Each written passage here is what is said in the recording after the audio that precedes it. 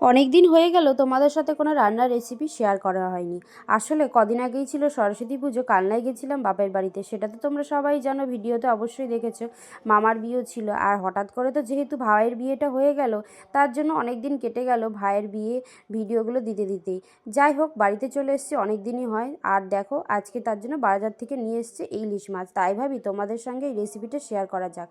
এই ইলিশ মাছটা, এই যে টাটকা বেগুন এনেছে সবুজ কালারের, আর হচ্ছে এই যে ডাঁটাগুলো দেখলেই তো একদম টাটকা নতুন, মানে এই বছরেই বাঙাল ডাঁটা। এই বাঙাল ডাঁটা দিয়ে বেগুনের পাতলা করব ঝোল। তার জন্য একটা মশলা করছি, সেটা হলো কিছুটা নিয়েছি কাঁচা লঙ্কা, আর এই দেখো গোটা জিরে, আর এই যে কিছুটা নিলাম কালো জিরে। এইটাই হচ্ছে আজকের ইলিশ মাছের মশলা। এটাই কিন্তু আমি শিলনোড়ায় আজকে বেটে দেবো। তার আগে দেখো, সবজি তো কেটেই নিয়েছি, এবার সর্ষের তেলে হবে পুরো রান্নাটা। ইলিশ মাছ কিন্তু সর্ষের তেলেই বেশি ভালো লাগে। কড়াইতে বেশ খানিকটা সর্ষের তেল দিয়ে একটা আলুও আমি দিয়েছিলাম। আলুটা আগে একটু লাল করে ভেজে নিলাম।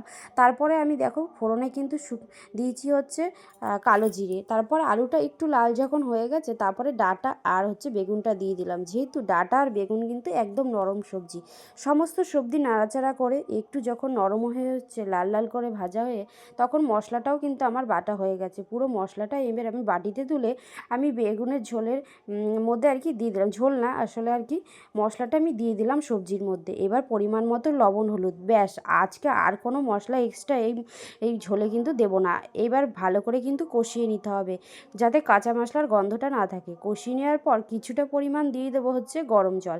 ব্যাস, এবার নেড়ে চেড়ে ঝোলটা একটু ফুটতে দিতে হবে। যখন ফুটে আসবে তখন কিন্তু এই দেখো, কাঁচা ইলিশ মাছটাই আমি লবণ হলুদ মেখে রেখেছিলাম। আজকে আর কিন্তু আমি ইলিশ মাছ ভাজিনি, এইভাবে কিন্তু আমি ইলিশ মাছ রান্না করি সবসময়তে। আর যেহেতু বাঙালিরা একটু কাঁচা লঙ্কা পছন্দ করে, তাই পুরো রান্নাটা কাঁচা লঙ্কাতেই করেছি। আর আমি ইলিশ মাছ কাঁচা লঙ্কা ছাড়া অন্য কিছু লঙ্কা আমি সাধারণত দিই না। তাই উপর থেকে কয়েকটা কাঁচা লঙ্কা ফেরেও দিয়ে দিয়েছিলাম, এতে কিন্তু দারুণ একটা সুগন্ধ আসে। আর এই দেখো, কিছুক্ষণ বাদে এবার ঢাকনাটা খুলে নিলাম, আর নেড়ে নিয়ে দেখো সমস্ত সবজি কিন্তু বেশ সুন্দর গোটা গোটা রয়েছে। মাছগুলো এরকম গোটা গোটা থাকবে, আর তার সাথে থাকবে পাতলা ঝোল। আহা, এই স্বাদের এই ঝোলের যে কী স্বাদ, তোমরা না খেলে হয়তো বুঝতেই পারবে না। তাহলে বন্ধুরা, দেরি না করে আর চটজলদি কিন্তু ইলিশ মাছ নিয়ে এসো, আর এরকমভাবে একদিন রান্না করে দেখতেই পারো যে কতটা সুন্দর আর টেস্টি টেস্টি হয়। এই দেখো, একদম রেডি আমার ইলিশ মাছের ঝোল। এবার আমি বাটির মধ্যে বেড়ে নিয়েছি, আর দেখো ঝোলের কালারটা কত সুন্দর হয়েছে। তাহলে এবার খাওয়ার পালা।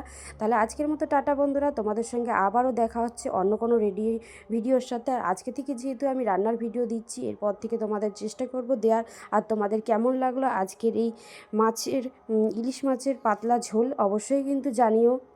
আর এই ইলিশ মাছের ঝোল হলে কিন্তু আমাদের বাড়ির কিন্তু আর কারো কিছু লাগে না। তাহলে টাটা বন্ধুরা, বাই। আজকের মতো, কালকে আবার দেখা হচ্ছে অন্য একটা ভিডিওর সাথে।